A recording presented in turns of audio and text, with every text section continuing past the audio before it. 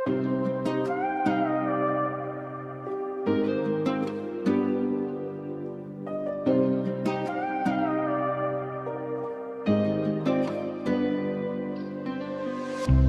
जो एक शख्स मरी रूह में बसा रहता था, वही हर बार मुझे छोड़ के जाता था।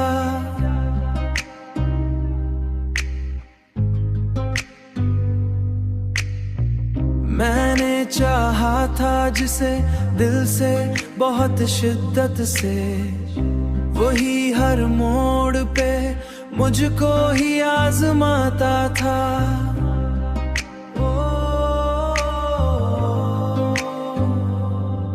मेरी आंखों में जो ठहरा कभी ख्वाब बनकर, आज वो अश्क बनके बहता जाता था।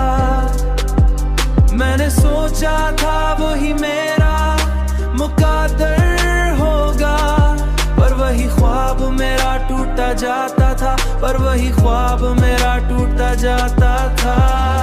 मैंने हर बार मोहब्बत में वफा की, लेकिन मेरे हिस्से में फकत दर्द ही आता था।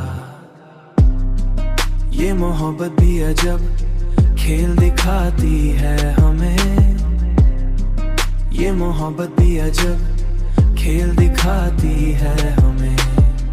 जो भी अपनाया वही दूर चला जाता था, अब तो तन्हाई भी मुझसे ये शिकायत करती है।